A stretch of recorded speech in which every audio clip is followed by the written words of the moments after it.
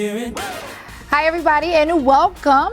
Thank you all for joining us today. We have an amazing conversation about being ambitious, because Black Girl Magic is ambitious, right? Our session today is sponsored by Capital One, and I have two outstanding women that are joining us, and they're going to talk about their ambition and just inspire the world. My heart is kind of fluttering. We just had a pretty long, in-depth conversation behind the scenes, so I'm hoping that some of that information will come up. So much to the point I had to get extra mascara, you guys. But let me introduce our panel for today, Ms. Teresita Richard, who is the Managing Vice President, Head of Diversity, Inclusion, and Belonging at Capital One, along with her mentee, Miranda Scott, Principal Associate with Healthcare Corporate Finance at Capital One. Now, Teresita brings over 20 years of experience in diversity and inclusion, and Miranda joined Capital One through their commercial rotation programs. Thank you. Thank you for being who you are, and thank you for showing up today. They'll know why you inspired me behind the scenes really soon. But I want to start with you, Miranda. I want to jump right into it because I know you have a passion for career readiness. So let's talk about it. What does career readiness mean to you? Absolutely. I'm super excited about this conversation. Thank you so much for having Teresita and I again. So career readiness, to me, I think that really means taking inventory of your goals and ambitions and taking the necessary investments to actively pursue those goals and ambitions. So for me, that looks like investing and equipping myself with a formal education, as well as investing in learning my career sector of interest. So with my formal education, I attended Miami University, where I got a BS in finance.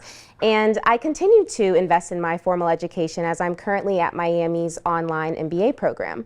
This part-time program allows me to have the flexibility to continue to prioritize full-time work while also being able to prioritize that pursuit of a higher education. And then in regards to pursuing my career sector of interest, I participated in Capital One's commercial internship program and their commercial rotational program. This program gave me exposure to Capital One's commercial footprint, including our energy and our healthcare divisions, and it also allowed me some great networking opportunities as well as some formal credit trainings. I definitely would say this program contributed to my career readiness to be able to be a successful associate at Capital One. I love that. If you don't just exemplify all things and Right? being ambitious, you're so young, you're so full of life, and it's, oh, girl, look, I love Miranda. So, Teresita, let's talk about the important skills that people need to be career ready. Give me 3 skills for career readiness. Yeah, first I just want to say thank you for having us here. Just being here today on this platform, we had a moment of gratitude before we came out. Yes. So it's going to be difficult to narrow to 3, but I will, because I know we don't have, all the time in the world.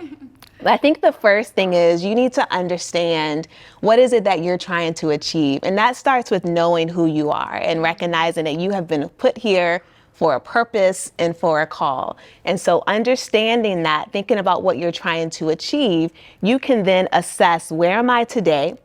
Where do I want to go? And then really begin to intentionally create that roadmap for how you're going to get there. That intention is so critical when it comes to career readiness. And then I say the second thing is it comes to the ability to pivot and adapt. I think, we've often talked about this great resignation that we're in. And, Beyonce had her own theme song around it, right? You will not break my soul. You won't break my soul. You won't break my soul. Yes. And so but what I like to think about, though, is that it's not just a great resignation. It is a great reflection and a great reshuffling. So you have to be able to pivot, kind of build your change skills so that you can be nimble and adaptive. And that means you have to be attentive to how the world is shifting and changing, attentive to how you need to shift your skill set, who you have around you, the Black girl magic you have around you, as well as expanding beyond that so that you are able to pivot when the time comes. And then I think the last thing is really continually being in a state of learning. You know, we were having a conversation before we came on stage just around, like, what does it look like when you're being called to a different space, and that, you know, just kind of that nervousness around, will I take that step? Well, and when you are in that continual space of learning, then you'll be ready. And so it is not just that your formal education ends with, say, college or high school. It is beyond that. It continues. What are you reading? Who are you surrounding yourself with? What are you listening to? How are you taking on new experiences that are growing you and readying you for that next level, whatever that next level is going to be? You know, your passion comes, you have a very intentional why. Yeah. You shared a story with us about your grandparents. So when you speak and you are so intentional and you are so passionate and you have a compassion for people, I know we're going off script a little, but can you explain to people why? I want them to hear your story. Yeah, About your absolutely. grandparents. Absolutely. So my maternal grandparents, my grandfather had a 3rd grade education.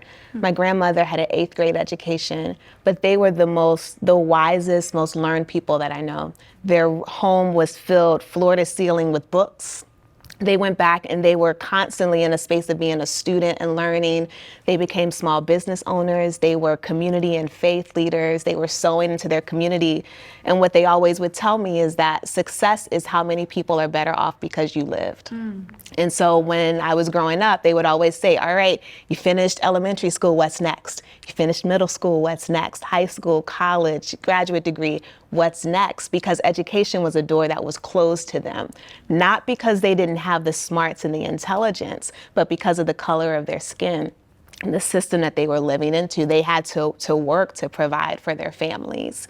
And so when I think about my why, it is about seeing humanity and possibility, and ultimately humanity as possibility, and honoring their legacy and recognizing that those doors that were closed to them are now open to me, and I have a responsibility to open that door for somebody else. Whew. I told y'all. My goodness. Hard for me to fight back the tears right now. You have taken your responsibility on. You are living proof of exactly what you just said. We found out that this is a full circle moment for you all to be on a panel together. I introduced you, Miranda, as her mentee. Let's talk about that, because we're talking about how Black Girl Magic is being ambitious. And you were ambitious. Can you share that story of how we got here? Absolutely. And I think our relationship is a great example of what mentorship could look like without the formal pairing process. I came across Teresita's profile through a Capital One news blast through one of our business resource groups. And for the first time, I felt like I saw someone who looked like me with the achievements that I wanted to have. So I just sent her a welcome email and said, would I be able to pick your brain? And luckily she responded and said she was open to it. So it's been really organic from there. We talk pretty regularly, and I appreciate being able to hear what books she's reading, what podcasts she's listening to, because it's teaching me as a young associate what type of information and media I need to be digesting to be the leader that I'm striving to be. So I really appreciate our relationship. How does that make you feel, knowing that literally she saw an e-blast, saw your face and said, this is who I am striving to be. She looks like me. I want to connect. How does that, see, when you don't even know people are watching, right? Yes, I'm choked up in this moment just hearing that, Miranda, and thinking about, you know, the story I just shared with you, and knowing that my mere presence is impacting someone else in that way. And I've gotten so much out of this relationship too. I mean, like, okay, y'all, Miranda is fierce. She is fierce. And so I know that one day she is going to be, whether it's Capital One or some other place, she is going to be running things. Yeah. I know that because of the way that you're so curious and courageous and just fearless in your pursuit of, you know, possibility. And so she's challenged me at times. I remember there was a time where I had to reschedule like a couple of times, and she just sent this note. This is how I knew she was the real deal. She sent a note that just said, I have so many good things to talk to you about. Can we make this a priority? I love it. In other words, you will make time for me, ma'am. You will not reschedule me any longer. Yes, I love that.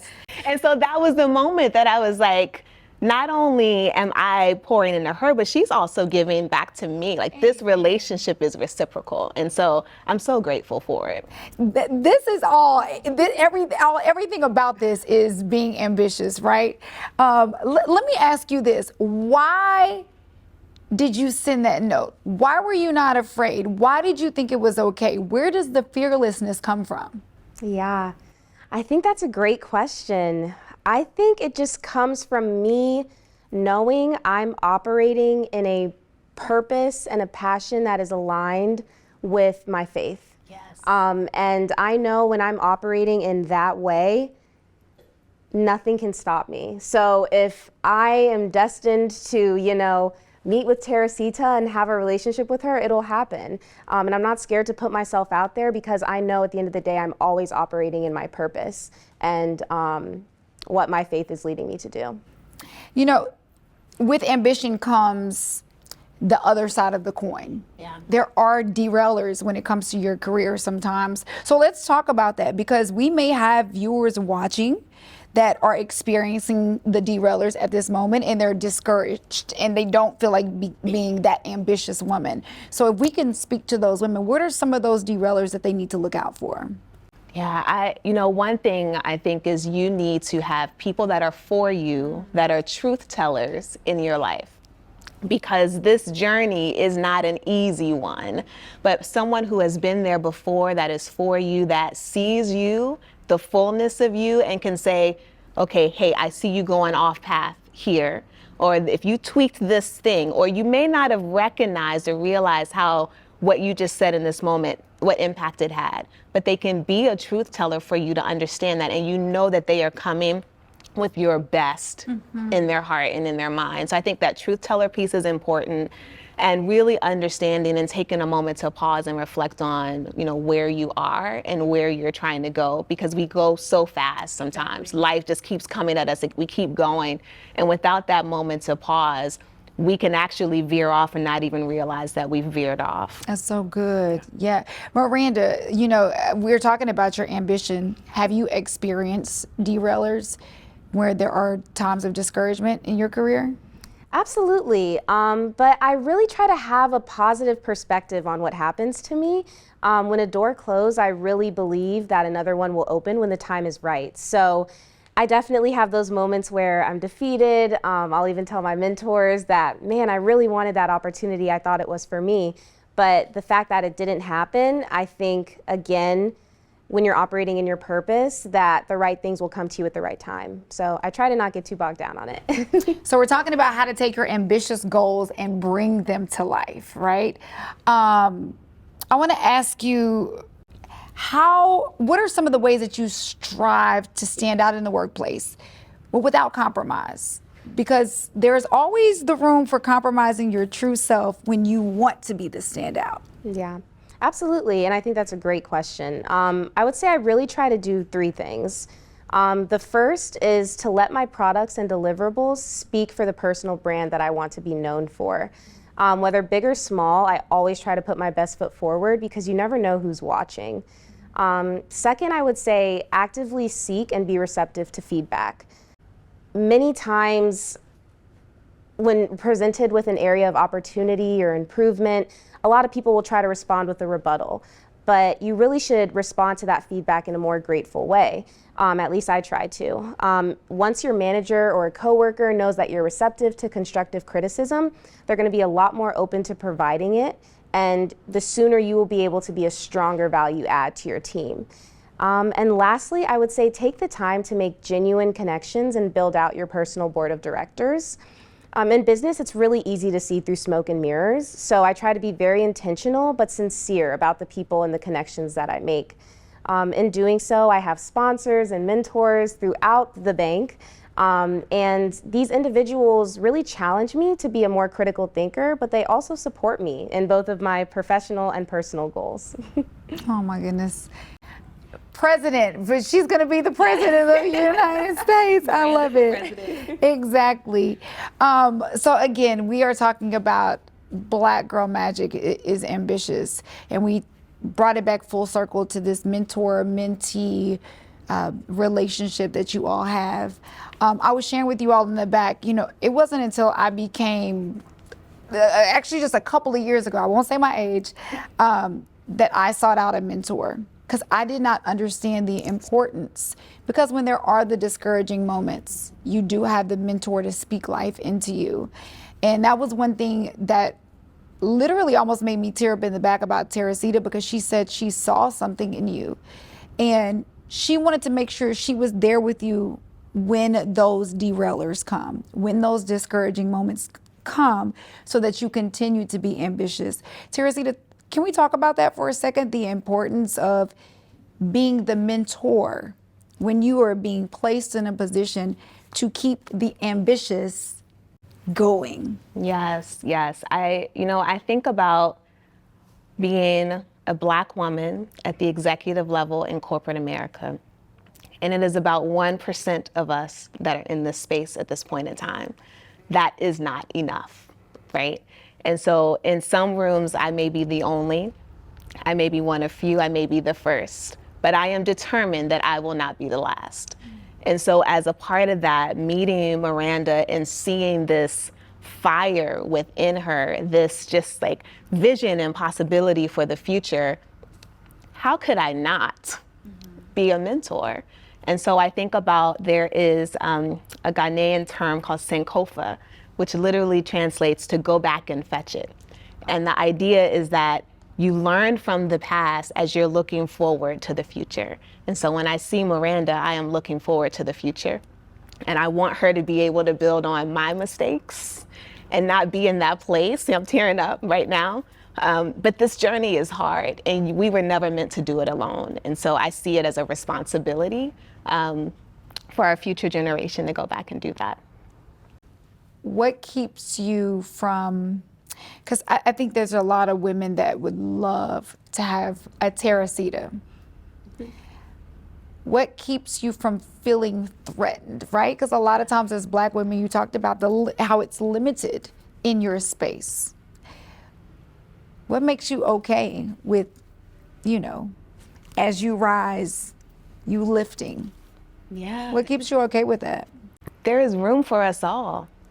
And it requires all of our gifts and all of our talents and our strengths to propel this world forward. When I think about what we are dealing with day in and day out, you need my perspective and view. I need your view, Miranda, I need your view. It is each of us together, connected, that is needed to achieve a better future. And so that's not going to happen if I get threatened or I let my ego get in the way.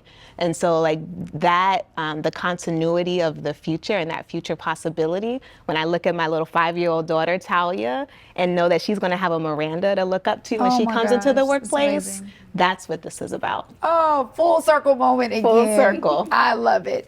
Okay, as we wrap, Miranda, speak to the ambitious girl that's watching today, that she wants to be Miranda. She wants to be like you. She wants to be a Teresita, but it seems impossible.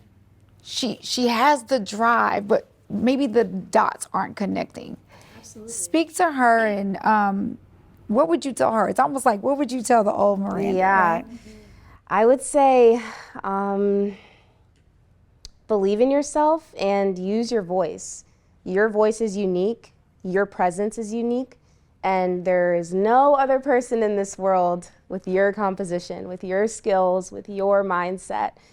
So utilize that, lean into it. When other people doubt you or say, you might be a little much, well, it's okay, you can't handle me, but somebody else will be able to. Yes. Yes. I know I'm doing what I need to be doing, and when you're operating in that purpose, nothing can stop you.